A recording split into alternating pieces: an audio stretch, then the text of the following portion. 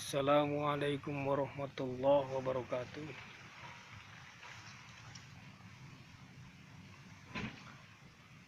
Innal hamdalillah nahmaduhu wa nasta'inuhu wa nastaghfiruh wa na'udzu billahi min shururi anfusina wa sayyiati a'malina. Man yahdihillahu fala mudilla lahu wa man yudlil fala hadiyalah. Asyhadu an la ilaha illallah wahdahu la syarikalah wa asyhadu anna sayyidana Muhammadan abduhu wa rasuluh la nabiyya ba'dah. Fa inna asdaqal hadis kitabullah wa inna khairal hadi hadi Muhammadin sallallahu alaihi wasallam wa sharral umuri muhdatsatuha wa kullu muhdatsatin bid'ah wa kullu bid'atin dhalalah wa kullu dhalalatin finnar.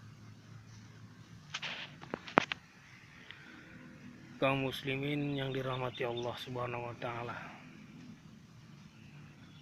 Mari kita sama-sama meluangkan waktu kita untuk bermuhasabah, melihat tentang hakikat keberadaan kita di muka bumi atas dasar visi dan misi manusia itu sendiri, atau keberadaan kita hakikatnya di muka bumi ini adalah berdasarkan visi dan misi Allah Subhanahu wa taala yang menciptakan kita. Perlu kita telisik dari berbagai sudut pandang, karena kan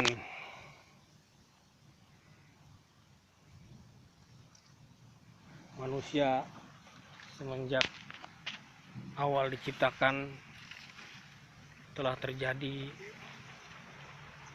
pembangkangan atas dasar hasutan musuh bebuyutannya yang bernama iblis.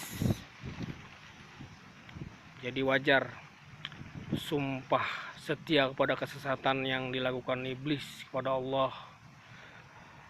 Dia bersumpah akan menyesatkan manusia di muka bumi, maka selayaknya kita sebagai manusia jangan merasa aman-aman saja. Kita tidak tahu bagaimana bentuk kesesatan yang telah kita jalankan, yang kita tanpa menyadarinya bahwa menurut Allah dan Rasulnya kita telah sesat.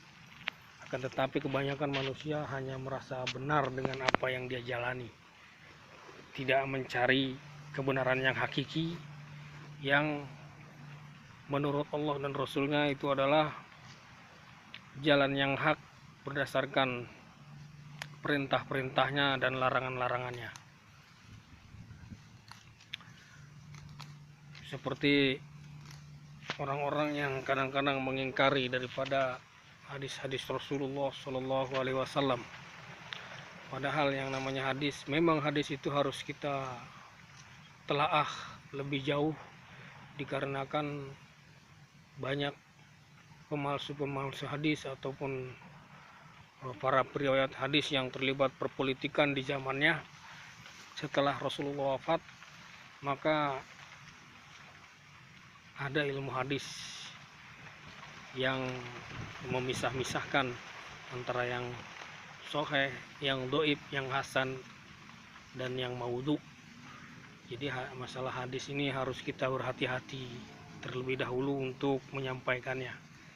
Walaupun Allah telah melegitimasi bahwa Rasulullah SAW wajib diikuti perkataannya di dalam surat Al-Hasyr ayat 7, wa ma atakum rasulu fahuzuhu wa ma nahakum anhu fantahu.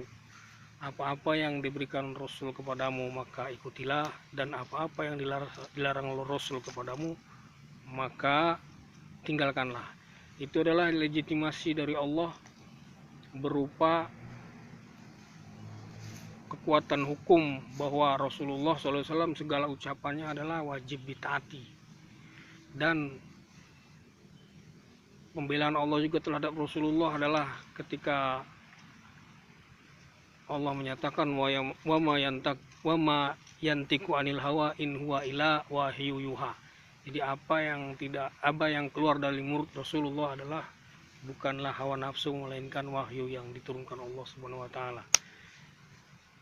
Seperti contohnya hadis-hadis qudsi, itu adalah firman Allah, dan termasuk juga hadis-hadis yang biasa yang sebagai tafsir Al-Quran, tafsir Rasulullah menjelaskan, menjelaskan kandungan isi Al-Quran dengan hadis, itu adalah merupakan intisari daripada wahyu itu sendiri. Jadi kayak seperti itu. Jadi kita sampai sejauh manakah kita telah tersesat dalam keadaan tanpa menyadari bahwa hal itu adalah telah menyimpang. Jadi kita tidak tahu, kita tidak bisa memvonis orang begini dan begitu, sedangkan kita dalam posisi dari kelompok yang mana. Kita jangan merasa diri bahwa kita ini adalah Thaifatul Mansurah, kelompok yang paling selamat. Tidak ada jaminan bagi manusia yang zaman sekarang yang merasa sebagai kelompok yang paling benar, padahal belum tentu semuanya. Jadi maafkan dari saya apabila ada salah datangnya dari kebodohan saya, pribadi saya, dan dari setan, dan apabila ada kebenaran itu adalah datangnya dari Tuhan Allah Subhanahu wa taala. Al-haqqu min rabbika wala takunanna minal mumtarin. Jadi sesungguhnya kebenaran itu datangnya dari Allah, maka itu janganlah kamu ragu. Dan kita tidak boleh ragu terhadap kitab Allah. Zalikal kitabu la raiba fihi huda lil muttaqin. Itulah kitab Al-Quran yang tidak ada keraguan di dalamnya untuk dijadikan petunjuk bagi orang-orang yang bertakwa. Shadaqallahul azim wa shadaqa rasulun nabiyul karim wa nahnu ala dzalika minasyahidin wa syakirin walhamdulillahi rabbil alamin. Billahi fisabilil haq fastabiqul khairat. Subhanakallahumma wa bihamdika asyhadu an la ilaha illa anta astaghfiruka wa atubu ilaik. Wassalamualaikum warahmatullahi wabarakatuh.